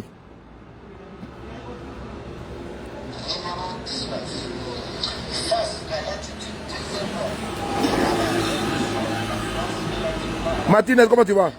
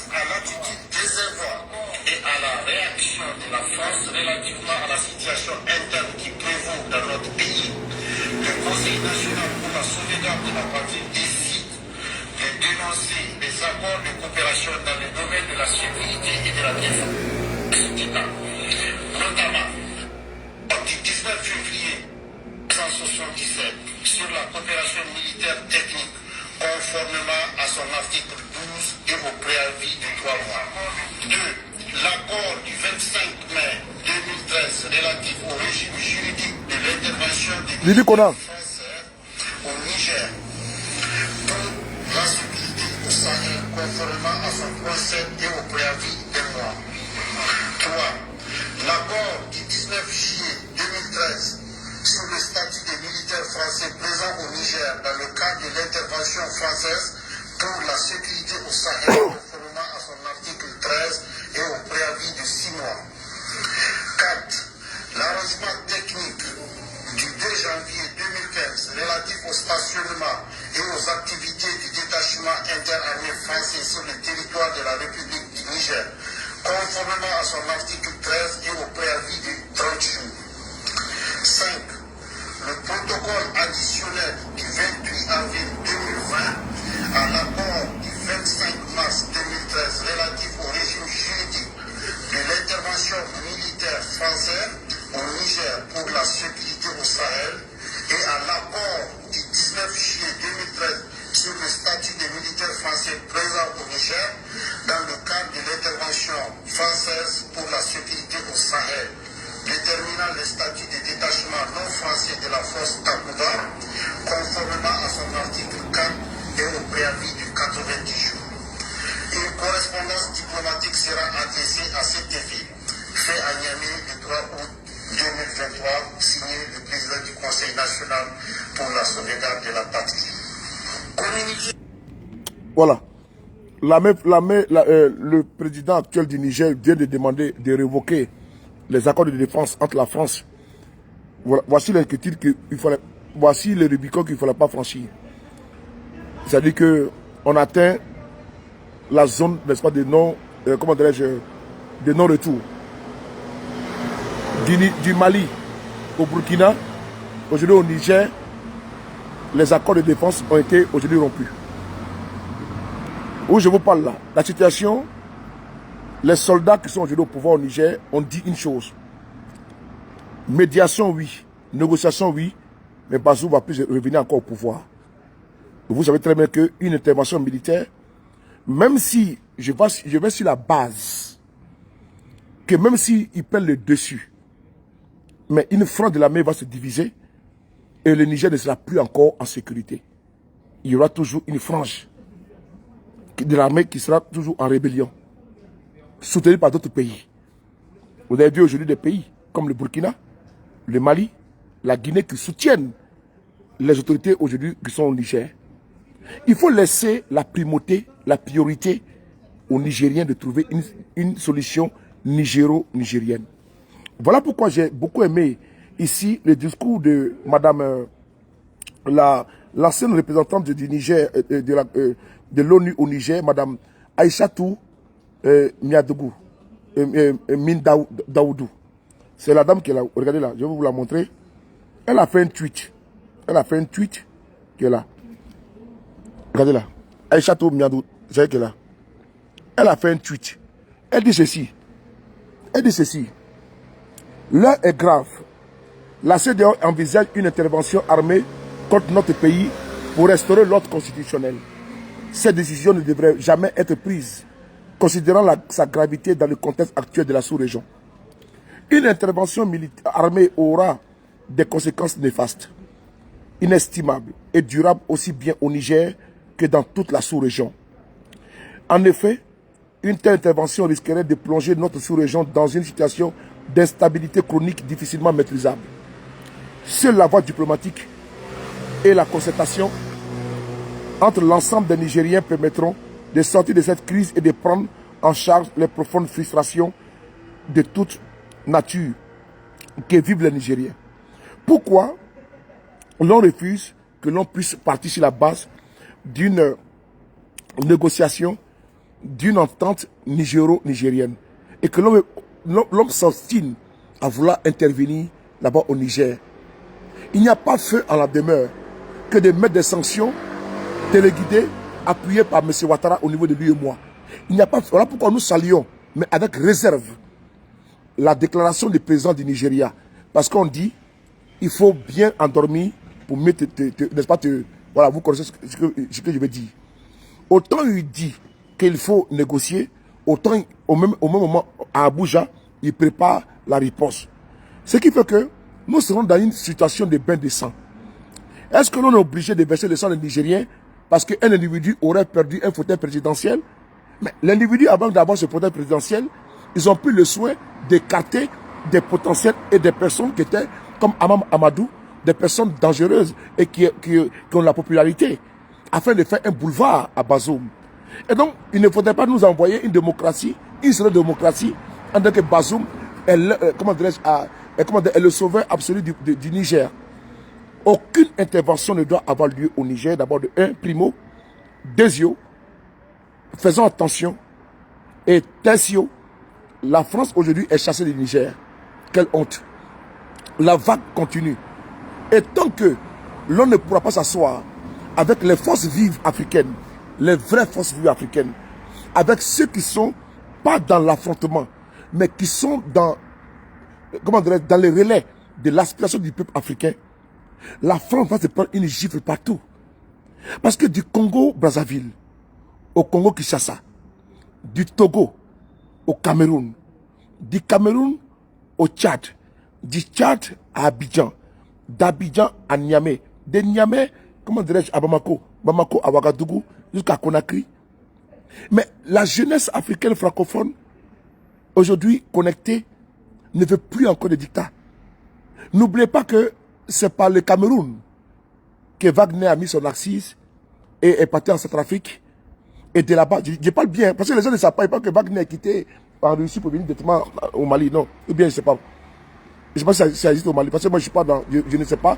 Parce que je sais très bien que le citoyen malien dit que non, que c'est une tête avec la Russie. Je m'en tiens là.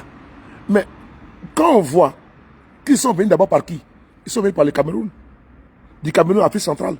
Puisque l'Afrique centrale, l'armée même était une armée à lambeaux. Il n'a même pas de fusils même pour se battre contre les rebelles. Vous voyez, c'est parce que quand le président Touadéra a demandé des armes à la France pour pouvoir protéger, n'est-ce pas, son territoire, ils ont dit des vieilles armes. Des vieilles armes. Des armes qui ont été récoltées ou là, dans les théâtres, n'est-ce pas, d'opérations de guerre. Donc, face à la situation, ils se sont tournés vers la Russie. Donc les pays comme le Burkina, ce n'est pas de cœur joie qui se tournent envers la Russie, la Turquie. C'est parce que les alliés traditionnels refusent. Là où les autres, n'est-ce pas, acceptent. Le monde maintenant, nous sommes dans la mondialisation, dans la globalisation. Personne ne peut dire on fabrique les armes en Russie, on fabrique les armes en Chine, on fabrique les armes, n'est-ce pas, en Corée du Nord. Donc là où tu sais que tu peux te servir là-bas. Donc les caprices des uns et des autres, ça ne passera pas. Il ne faut pas écouter la vieille classe politique africaine. Les Bongo, les Eyadema, les Ouattara et autres là. Il faut penser à la nouvelle génération. Cette génération qui est les relais, qui parle ce que le peuple parle. Se retrouver ici à 2h du matin, avec un audimat, pareil, c'était jamais vu. Et on voit que les Africains veulent s'exprimer. Ils veulent parler. On va ouvrir la tribune demain, Inch'Allah. Ils vont venir, ils vont intervenir du Niger pour savoir qu'est-ce qu'ils veulent. On va ouvrir l'antenne pour que les Nigériens viennent expliquer. Est-ce que Bazoum, vous allez l'entendre, même si les chaînes de télévision, même aujourd'hui France 24, comme je dis, voilà. France 24 est obligé de bloquer sa page. Tellement que les commentaires sont désobligeants. Désobligeants, pardon. Le Niger, c'est 1 200 km². Hein. Ce n'est pas un petit pays. Hein. Le Niger est très vaste. Regardez ici, là. Regardez ici. On va ici France 24. Vous allez voir que France 24, qu'ils étaient obligés de bloquer les pages. Parce que les gens, les Africains sont nombreux là-bas. Regardez ici. Regardez. Regardez ici. On va descendre France 24. Regardez ici. France 24. Regardez. Vous voyez? Voilà. On va voir où il parle du Niger.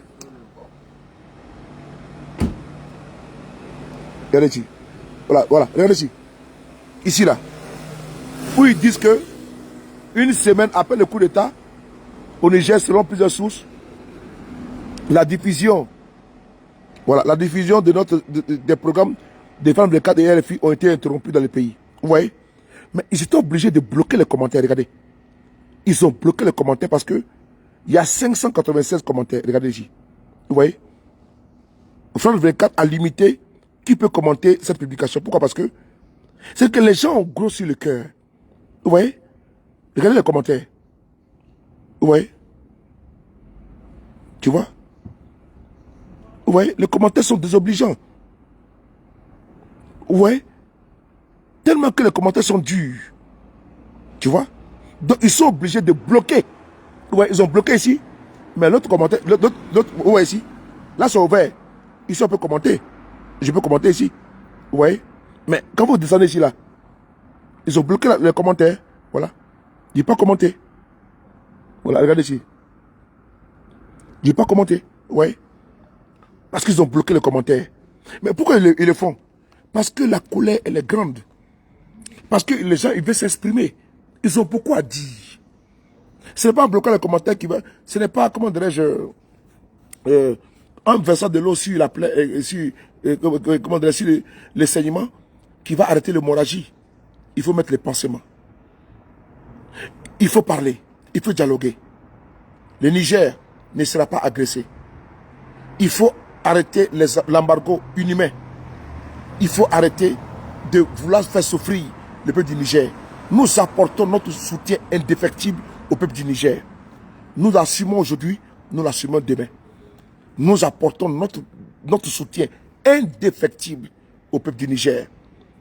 Personne n'a le droit de s'ériger en gendarme du monde. Personne n'a le droit de s'ériger en démocrate absolu et à transformer la démocratie au Niger. Ici en France où je suis, il y a une complexité démocratique. Parce que quand on prend aujourd'hui la NUPES de Mélenchon et on prend le Front National de Marine Le Pen et on prend également la droite, on voit que le parti du président Macron est minoritaire à l'Assemblée nationale. Donc obligé de passer par le 49-3. Et donc la démocratie également, si on devait regarder également ça, le président Macron est minoritaire à l'Assemblée nationale française. Donc on ne peut pas nous vendre des choses que nous sommes en 2023. C'est une génération de rupture. Pas de confrontation, pas d'affrontement. Mais c'est idéologique. Que personne ne prenne ça mal. Vous avez des services de renseignement partout où vous avez. Mais ils ne vous renseignent pas bien. C'est pas après que le président Macron va, n'est-ce pas, engueuler son chef de service de renseignement. Parce que si vous écoutez Alassane Ouattara et autres là, mais vous ne pouvez pas comprendre l'aspiration des peuples.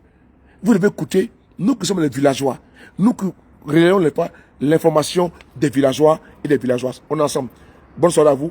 On est ensemble. Merci beaucoup.